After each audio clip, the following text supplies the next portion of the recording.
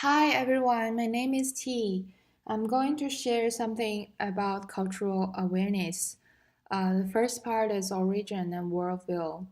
I come from China, and China has 57 ethnic groups, and Han ethnic groups is the largest population within all these groups. And the place where I come from, northwest China, the province is called Xinjiang. It has 47 ethnic groups already. It has Uyghur, Mongolian, Russian, Kazakh, and a lot of other ethnic groups. Um, because most of other places like Eastern China and other big cities or in the middle or near the coast, they barely have too many ethnic groups, which we call minorities. Um, but we have a lot of them in my hometown. And I believe Mongolian and Uyghur are the largest group.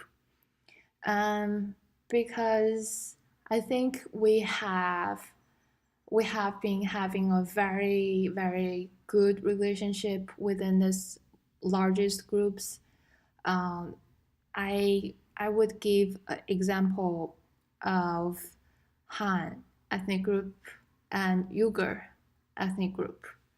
So we kind of impact our lifestyles, such as eating habits and a lot of other lifestyles, both ways. And we share a very friendly and very nice relationship with each other. And the government encourage a lot of experts, such as doctor or any people you have special expertise in certain industries.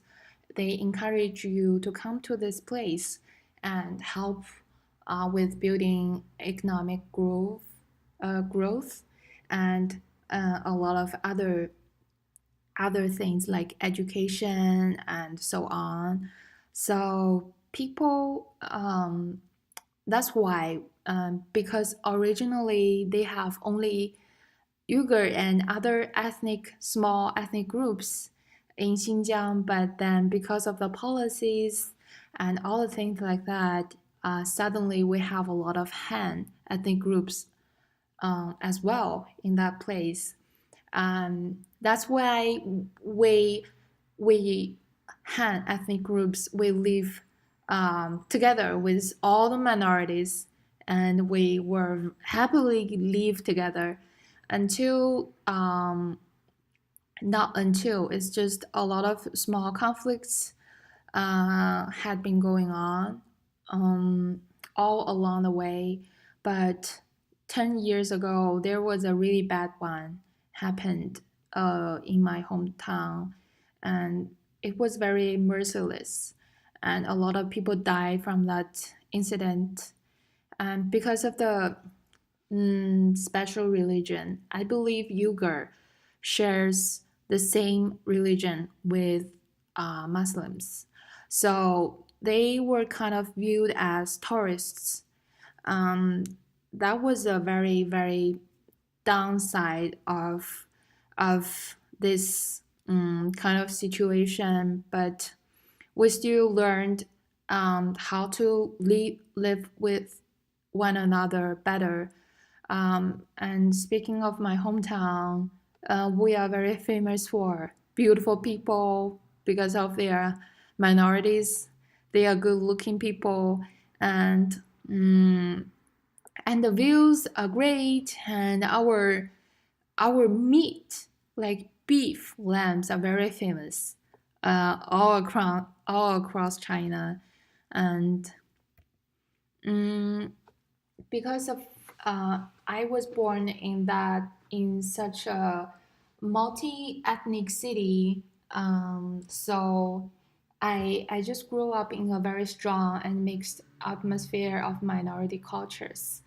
It was also because of that It cultivated my initial keenness to the power of communication among people with disparate languages, habits, and cultural backgrounds.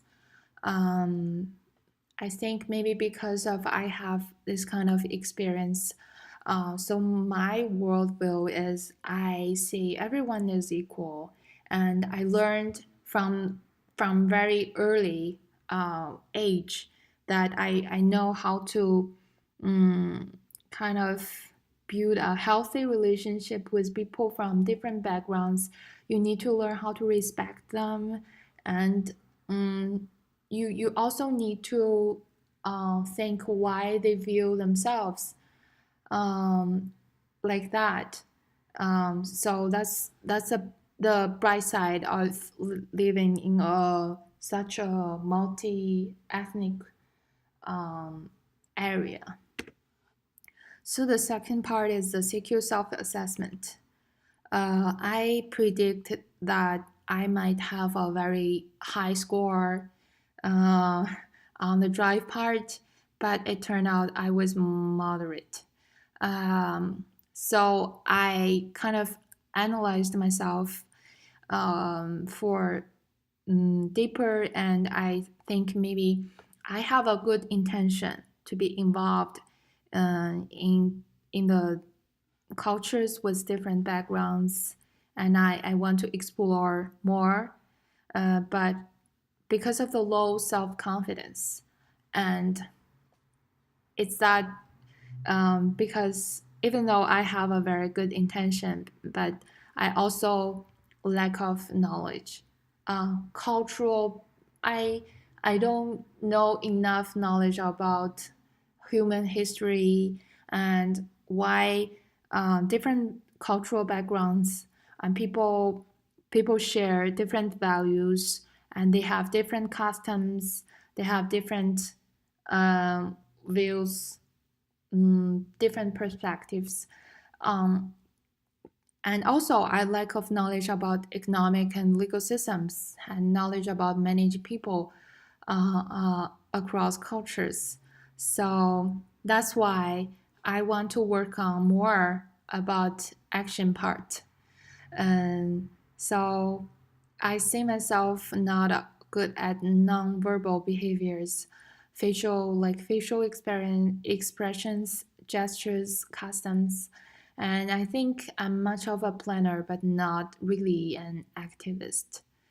Um, so I will talk about more how can I improve in the part of a development plan. Um, so because I come from a multi-ethnic cultural background, so it's just like me as an international student came to the US and try to learn more about people from other cultures and try to explore more about cultural differences.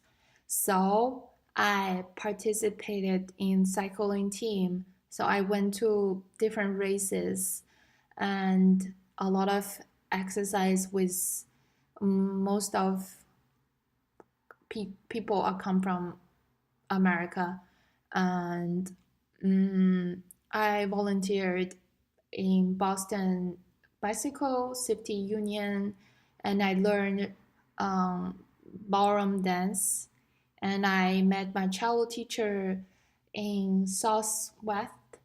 No, no, no. It is the Old South Church. Yes, and I also attended a small a cappella singing group. So during my time on campus, because I'm graduating soon, so I tried to explore a lot of new things, and it's kind of very challenging. But I sort of push myself and put myself out there, and I wanted to say if I can absorb more knowledge from others, and I can kind of organize my own way of cultural awareness and to say what is my disadvantage and what are my advantages. Mm. So in the future, I want to work on more about my psychology part because I would talk about more about what I want to do in the future because my field of interest is something related to mental health, emotional management, things like that. So I wanted to learn something about psychology. So I might want to take some psychology courses in the future and work on more on my verbal skills. And because I want to be a effective communicator, so I'm very interested in video editing. So I think I need to work on more about this part. And because I like reading a lot, so I kind of put a small book club group together, and I want to keep doing it, and to say if um, we can discover something more about different people. They have different views. Although we are reading a same book. I see myself as a universalism, and I think healthy competitive relationship um, is very good, and I like direct ways to communicate. And I think being and doing are both very important. I did some. I think I did two tests in the implicit bias project, um, and I got some inspiration because of doing that. I think uh, stereotyping is just because of people from in the past. People kind of talk about things from mouth to mouth, and a lot of people just accept that fact without even thinking about it. So and because I come from Xinjiang, and a lot of other my friends from different provinces or maybe from other places, they have the same stereotyping about Xinjiang people.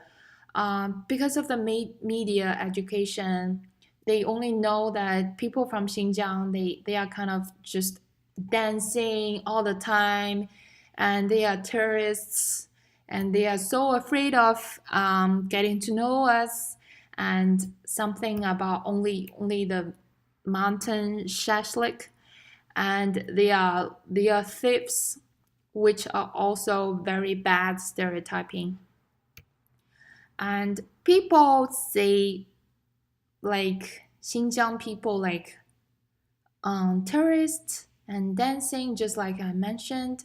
This is the I believe this is because of the media education, because they only show this part of Xinjiang to all of other audiences. So that's the only way they can know people from that place, because Xinjiang is very far and it's very big. But I view my hometown as this beautiful place, and it's like heaven. It's like a very magic place. I love it very much. Um, all the photos are taken by my father, and so the development part, I think, since I want to do something about emotional health, I want to focus just on a small group of people. I want to begin with this, and I want to learn something more about well-being industry